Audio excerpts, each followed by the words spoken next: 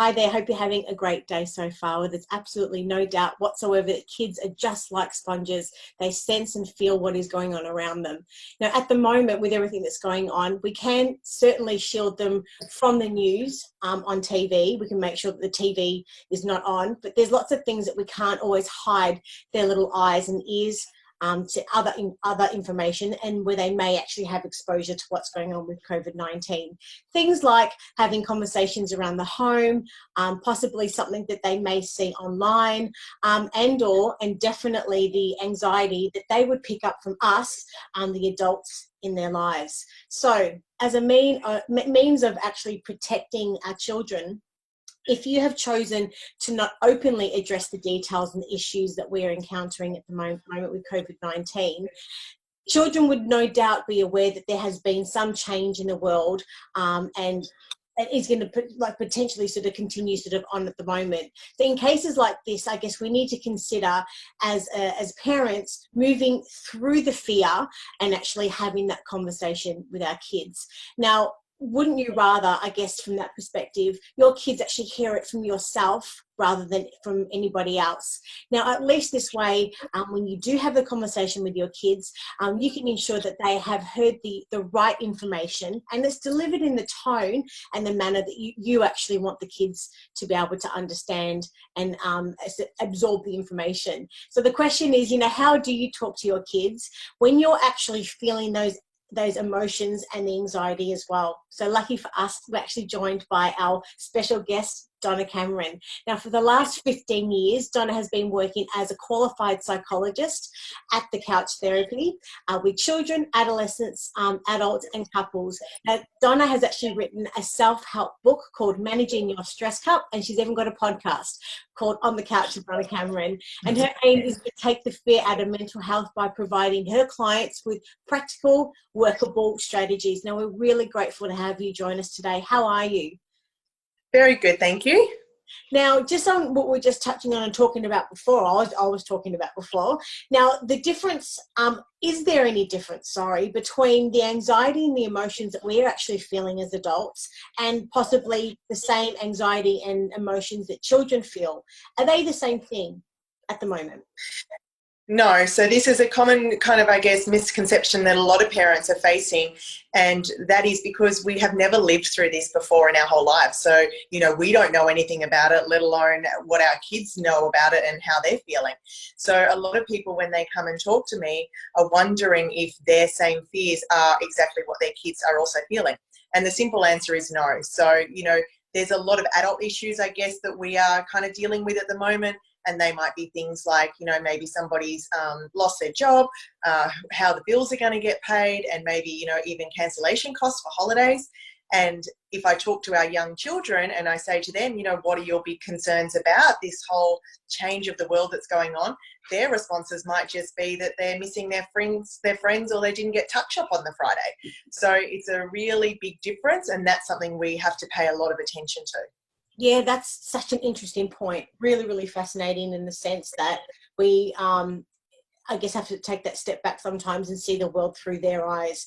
And would that be, I guess, the best way to have a look at it, in the sense of actually, we see everything the way from our point of view, but understanding the way they see the world's very different, maybe? Yeah, and just remembering, we're only as old as we ever are, and we stay in that real present moment of our age and our issues. So, we really need to be taking a step back and remembering our ages at, 3, 4, 5, and even as a teenager, and really what our big concerns were back then.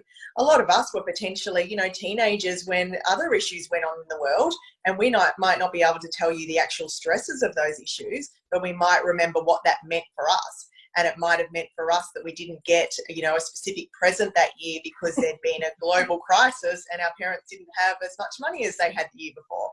Yeah. So we really just have to remember that, ages are different and worries are different for every age. Oh, that is such an interesting point of view. And obviously having the conversation, having any difficult conversations with kids is something that I think a lot of parents would want to be able to shy away from. So in your perspective then, if parents are wanting to have that conversation, where should they start? What's the first step that they should actually take? So I think the biggest thing is we need to acknowledge that this world of technology, which we're probably all very grateful that we've got right about now, is there, and that children, even from the age of 3 and 4, are accessing this world of technology. So it's no longer that we can completely just shield our children and, you know, turn the TVs off and turn the YouTubes off and kind of step away and hope that they're not going to find out about this. So the biggest thing that I'm getting across to parents is talk to your children, but actually just, you know, set the questions with them. So let them just simply saying to them, hey, you know, there's this coronavirus thing. What have you heard about it? And what concerns do you have? We really need to be led by them. And that works especially for our families that are experiencing a lot of fear, because then they can kind of just answer the questions that their children have. And that's what I was sort of saying before. You might be really shocked at to what those questions are. All right, cool. And if children, I guess, on the flip side of that, are left to find out all the difficult stuff about COVID-19 and generally in life, if parents don't have those tough conversations with their kids, you know, in general, does that sort of mean that parents can actually, the children can actually be exposed to like additional stress and anxiety because they can actually make up in their mind facts about things that maybe aren't actually true? Yeah, 100%. I mean, again, look at just even us as adults, how many of us are turning off our social media at the moment just because we're seeing so much misinformation. You know, we can hear one day that we're going to go into lockdown and the next day that, you know, we can fly on a holiday over to Fiji. So if we can't sort through that information, what hope do our kids have? Yeah. Well, tons to talk about. So we published your article titled Talking to Our Children About Coronavirus. For someone who hasn't read the article, can you give us a brief overview of what it's about and just what inspired you to write it? So I guess the biggest inspiration was I was seeing a lot of parents with this fear and just not knowing where to start with those conversations. And it's very simple to me with the communication that we have generally in our household for any topic that arises, you know, with children and with parenting, that we just really kind of need to keep it simple. So I found a lot of parents were kind of making, I'm not saying that the coronavirus isn't a big issue, but I was finding that a lot of parents were making having that conversation a lot more of a stress than it needed to be. So I guess in writing this article, it was trying just to really give some parents some basic tips and just to pull it back into their control of how they can talk to their kids and not increase their own anxieties and fears and not, you know, have their kids kind of start screaming and running around with anxiety and fear as well. Yeah. Okay. Well, look, let's get stuck into the questions. What is the best way to answer questions about the coronavirus to our children? So similar to what we sort of said a little bit before, is we need to go to them first with what information they actually require. So sit down with them, let them know that you know that the coronavirus exists, let them validate their emotions on this by just purely saying, you know, this is scary for everybody. Let them know that you don't have all the answers, because as an adult as well, you know, we kind of pretend to them that we know everything and we try and stay in control a lot of the times. So it's okay for us to even let our kids know that, hey, we've never actually lived through anything like this before. So it's okay to have some fear and it's okay to have some anxiety about this topic. But what information do you want to actually know about it? Having that as an open question and have the child actually tell you what they want to know. Yeah, and then once they let you know those questions, then obviously we need to look at the age appropriateness, but you need to answer as honestly as you can. And the honesty is very important here, purely because, again, of all of this technology that we've got, if you try and now make up some story or minimize numbers or statistics, they can jump on Google and they can find that out. Yeah. So giving that truthful information, obviously being very age appropriate, will actually really kind of help them. And then it's just making sure, I always say to people, listen to the words and answer the question. So once you've answered the question, then check for clarification with them. Has that answered your question? And do you need to know anything more? And a lot of the times now, especially our younger kids, might be like, no, that's it. Now what are we having for dinner?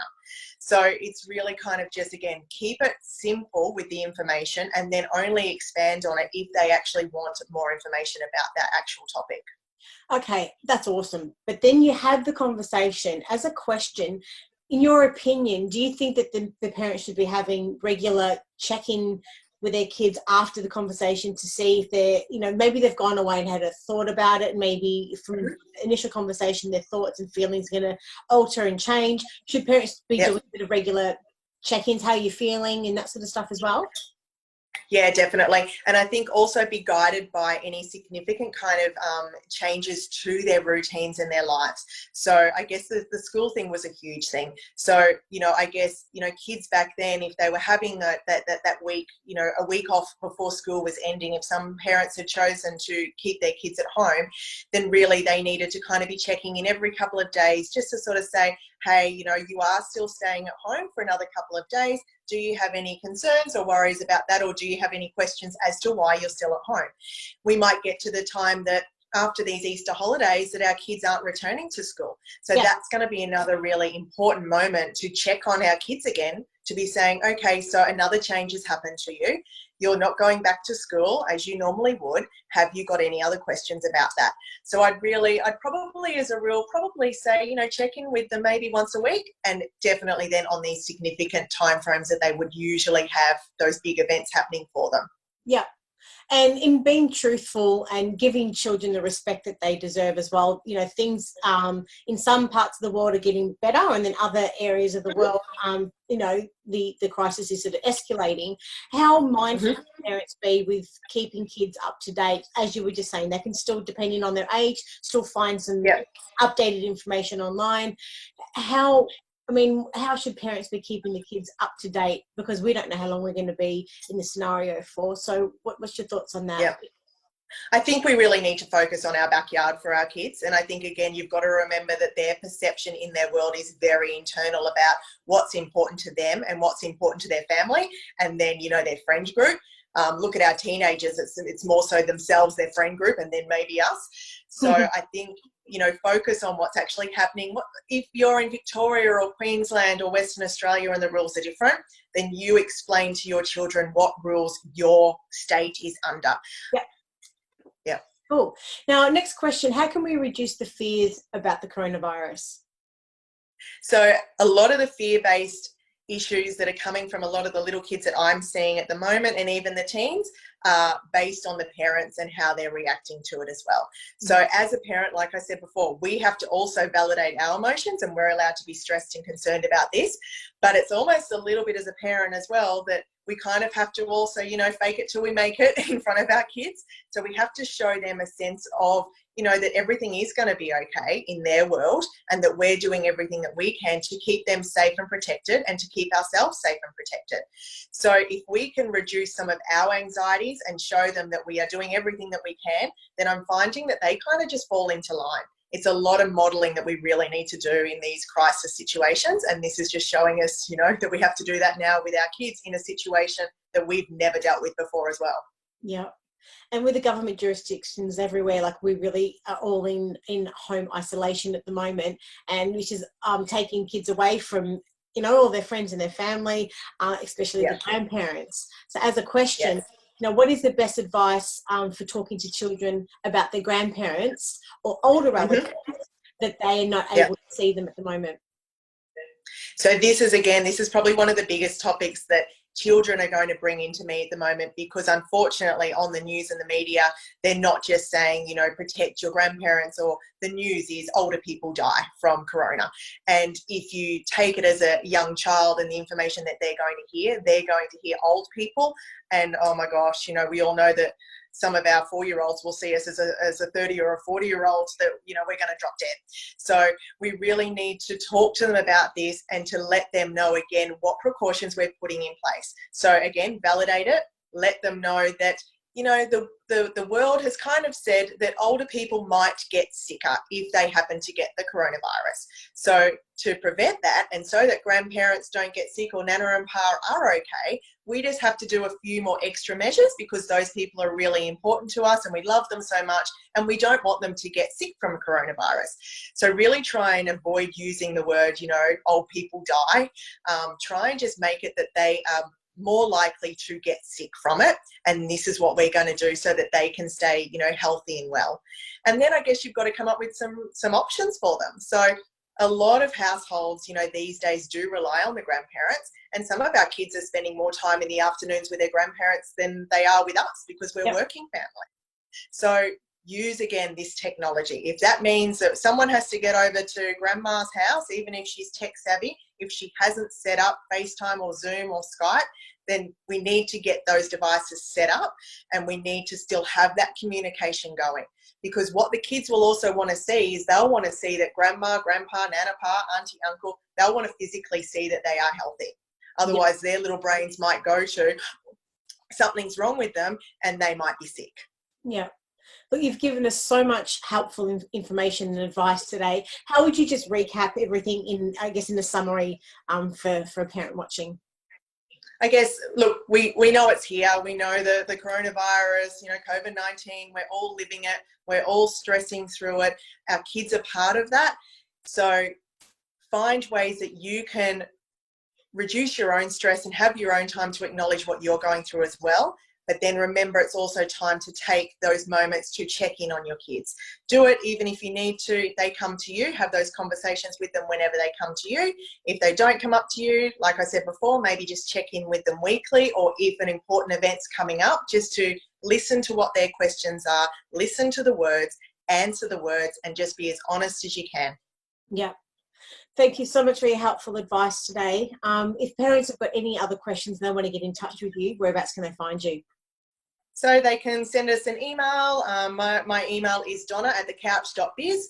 And yeah, we're basically working throughout the clock just to help as many people as we can to get through this as well.